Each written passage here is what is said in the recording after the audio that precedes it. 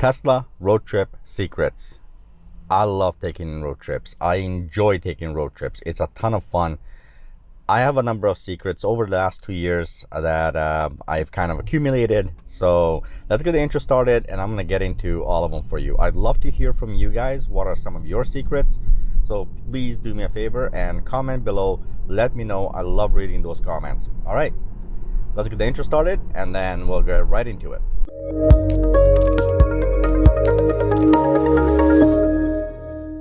Over the past 2 years, I have taken countless road trips. I love taking road trips, and I've always loved taking road trips. It's nothing new for me. My wife, if we have a chance to just kind of pick up and go, we will. So recently, we've taken a great little trip to Kamloops, from Vancouver to Kamloops. Not a big deal. It's not overwhelming. It's just a day trip, but there are some key things that we loved about this road trip, and it got me thinking. There are some things that I do that really enhance a road trip. So that's what I'm going to be talking to you guys about. That's going to be the stuff that I'm going to hopefully kind of help you guys out with and kind of see where it takes you. If you guys do like the video, give it a thumbs up. Don't forget to subscribe to the channel. I am trying to grow this channel, and hopefully I give you guys some value in this video, and let's see what happens. All right, let's get started. One of the key secrets that I use when I go on road trips is how I approach my road trip. One, I kind of think about where I want to go, but I don't really specify a location. And the key reason for that is I want to have kind of a general idea, and I don't want to go there for any specific purpose. That's kind of one of those big secrets. Make sure that you take your road trip and turn it into an adventure. You will not be sorry if you do that. If you're going with your friends or family, a road trip is one of those things that people are going to want to stop. People are going to want to do things. People might want to sit down and eat something.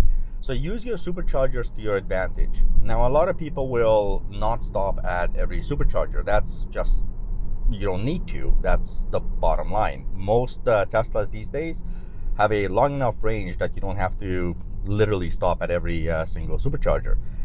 My wife and I, on the other hand, we do that. We actually stop at literally every supercharger along the way, and there's a reason for this. One, it kind of allows us to just walk it off, if you will, and enjoy what's around us. And that's where secret number 2 comes in. When you're bypassing a supercharger, one of the things you're doing is you're not really taking in all the little sites with where they put the superchargers. Use your superchargers as a form of fun. Now, I'm not saying if you don't need a charge, obviously don't be one of those people. Don't just park at a supercharger stall, but rather pull to the side. And here's the other aspect of this, which is you get to see a lot of the fellow YouTubers. Actually, I do run into fellow YouTubers, but you see a lot of your fellow Tesla drivers, Tesla owners, and you get to talk to them and you get to learn some stuff from them, and you get to kind of for me as a YouTuber, it's very important actually to do that, because I get a chance to talk to a lot of the subscribers. I've talked to quite a few of you at the superchargers, and on top of it, I get to understand kind of what are some of the biggest worries you guys have, or some of the biggest concerns you guys have, and hence I can make a video on it. But for you, you're not a YouTuber. So if you're not a YouTuber, then why are you there? Well, you are there because Tesla has a community that is just awesome. It really is. Now, unless it's pouring rain, you are 9 out of 10 times going to be able to talk to somebody at a Tesla supercharger, unless of course it's an empty supercharger, but that's not as common as you might think. Having the ability to just get in your car and go, and have it cost you very minimal, I don't want to say next to nothing, but very minimal, to do a wonderful day trip, exploring your surroundings, exploring the world that's around you. That is an amazing feeling. Now, this obviously doesn't apply just to Tesla. This applies to every single car, but with the Tesla, there are some key things that really make it that much better. First things first, use your autopilot. But a side note, if you are going to use your autopilot, remember to always keep looking where you're going. Ultimately, you are the driver, so it's up to you what you're gonna do. But if you are gonna use autopilot, be cautious. But that's one of my big secrets. I use autopilot a lot. So right now. I just put autopilot on. I have cars ahead of me, not a big deal. I have cars beside me, behind me, but I'm fully capable of understanding what autopilot is going to do. But this also makes everything so much more convenient.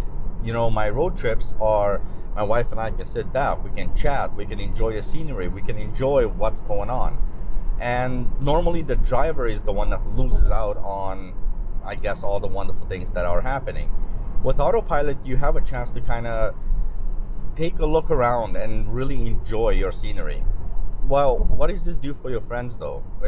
This benefits the driver, but not necessarily your friends, the passengers. Well, it kind of does, because see, what happens is when you're using autopilot, you have the ability to just kind of glance over at your friends and talk to them and have the ability to just kind of be involved in a conversation much more deeply.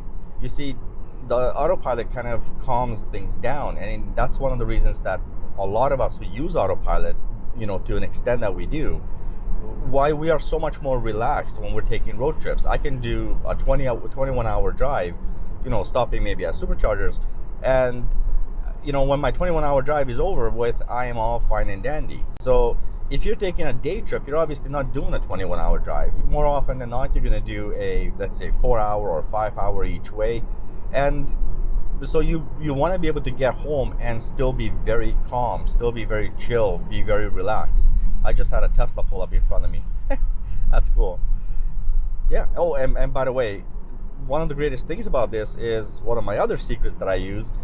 Whenever I see something, I push the record button. Simply just push your record button, and you can save that clip of whatever you saw.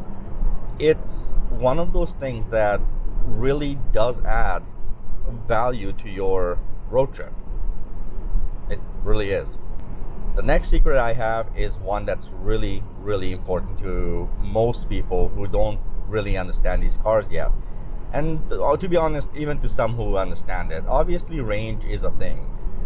People think about range, people think about their destination, and can they get there? Is this going to be a problem, especially if you're off the beaten path?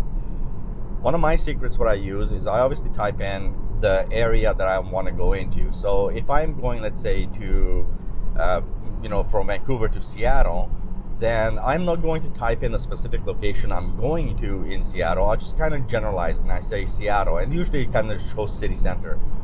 And the reason I do that is it gives me a very wide range, and in a sense that it tells me, okay, you will have X amount of percentage left when you get there. For me, my secret is 20% leeway. So what does that mean to many of you? Well, that basically brings me in a position where I say I'm giving myself a 20% leeway to get lost in the city, to maybe account for traffic, account for something that could happen from the moment I leave my destination and get to the next destination. That's one of those things where, by giving myself a little bit of leeway, 20% is a lot, by the way, I am feeling much more comfortable going on that trip, and I can calculate out, should I even bother stopping, let's say, at one specific supercharger or not. Now, like I said earlier, I do like to stop at pretty much every supercharger. However, if I have taken the same trip multiple times, like for example, like I told you in the beginning of the video, we just recently went to Kamloops. Now, I've done that trip a few times, and so I don't necessarily stop at every supercharger because I've been there, done that. Maybe I want to get to Kamloops. Maybe I have a shorter day that's available for me to do this trip. So stopping there, it's kind of no point. Ultimately, by leaving yourself 20% as a leeway, it kind of gives you a sense of, okay, I have 20%, and 20% is quite a bit, just so you guys are aware. That's going to make your trip more comfortable, and you're not going to think about, how this is all going, how this is going to get, what am I going to get there with? Am I going to get there with 1%, or what's happening? Now, in all fairness, just a little secret once again, actually, you know what? We'll just head right into the next little secret I'm going to go into, and that has to do with range. Now, when we went to Kamloops just recently, we went through a scenario where there was a really bad thunderstorm that was going through. The weather was not cooperating. It wasn't a great weather. So what I did is I looked at my range and what my car tells me I should get there with. Now, at one point, my car says I'll get there with 21%. However, I do take into consideration the fact that it is absolutely pouring rain. At one point, we didn't see ahead of us more than, I don't know, maybe 4 car lengths. Doing 120 kilometers an hour, that's never a good thing. So, what is my secret? My secret is I do take into consideration the type of weather I'm going to be running into. You see, the thing is, whether it's your Tesla or a gas-powered car, when you have severe weather, it does take a toll on your range. Now, in the gas-powered car, most people don't think about it too much, but when you're in an EV, you should think about it. The heavier the rain and the heavier the winds, the bigger the effect there is on your car. For a lot of people, maybe you guys already know this, but do not leave in the middle of the day. If you're going to go take a day trip or any type of a road trip, leave early morning. And when I say early morning, I'm talking like 5 a.m. The key reason for this is because, one, you'll get to see a sunset. Two, the roads are empty, so you get to get out of your district pretty smooth. You're not stuck in traffic, so you're not starting your road trip with traffic and people and all that stuff. You're starting your road trip basically getting out of your zone, getting out of your district in peace, and that extends your day. You have a much bigger day. To boot, the added benefit of leaving in the morning is by the time you want to have a little bit of breakfast or, well, basically anything along those lines for that matter, by the time you want to have breakfast in general, you're going to be around 7:30, 8 o'clock when you start seeing more and more things opening up. So that also is hugely advantageous. You're no longer in your area, so now you get to explore other places other than yours. And you've already been traveling for about an hour and a half or 2 hours or 3 hours, depending on what time you decide to stop and get something to eat. Now, when you're getting something to eat, again, some people are very finicky about eating in a car. I don't know about you guys. I don't know how many of you own Teslas, but those of you who own Teslas, man, I'm telling you, get in the back seat. So there's something, I don't know what it is about these cars, but it doesn't matter if it's the Model 3, Model S, Model X, all of them are so comfortable in the back seat. So my wife and I will get into the back seat and just munch away at food and chill out and relax. Although it looks kind of weird when there's, a couple are getting out of a back seat of a Tesla with tinted windows. I just realized that. Okay, well, anyway, that's one of my big secrets. Those are my secrets. Again, let me know in the comments below what you guys, what kind of secrets you guys have, what kind of things you guys do.